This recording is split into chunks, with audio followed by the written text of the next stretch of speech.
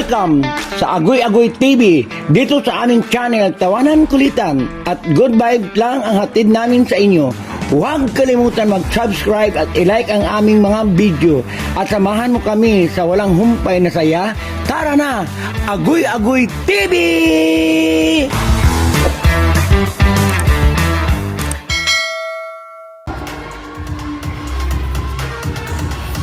Queen of Sicho San Juan, Rhoda Emparo.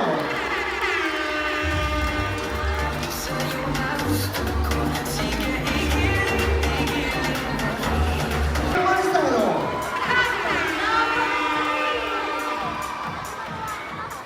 Best in production to be awarded by SK Kagawad, Union of PR, together with SK Kagawad, Alvin Palama, Project Head.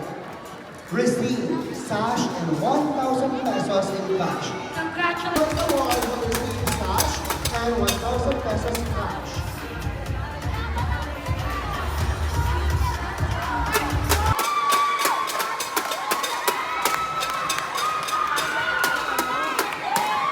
Grabe, 50,000 din na kung parang yun na tayong pa. Sana inutusan yung yun na tayong sa'yo. 50,000 pesos.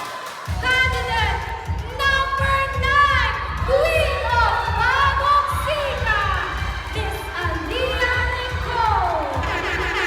Our best in national costume is awarded by SK Kagawad, John De Leon, together with SK Kagawad, Alvin Palama, Project Head. Caterina!